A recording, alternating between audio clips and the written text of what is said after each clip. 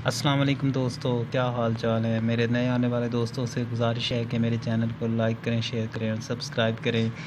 आज मैं आपके लिए एक ऐसा आसान नुस्खा लेके आया हूं जिसके इस्तेमाल से आप अपने होंठों की स्याही को मुकम्मल तौर पर ख़त्म कर सकते हैं। आपने क्या करना है, 1 चम्मच शहद लेना है और उसमें आपने चीनी डालकर उसको अच्छी तरह मिक्स करना है। मिक्स करके आपने इस फिंगर से, ये वाली फिंगर से आपने हल्का आपने अपने होंठों को राउंड सर्कल में आपने मसाज करना है। आप देखेंगे कि चंद दिन के इस्तेमाल से मुकम्मल तौर पर डेड सेल्स जो आपके होंठों पर आए होंगे वो ख़त्म हो जाएंगे। डार्क काले निशान, काले होंठ मुकम्मल तौर पर ठीक हो जाएंगे और कुदरती तौर पर गुलाबी रंगत आपके होंठों पर नुमाया हो जाएगी।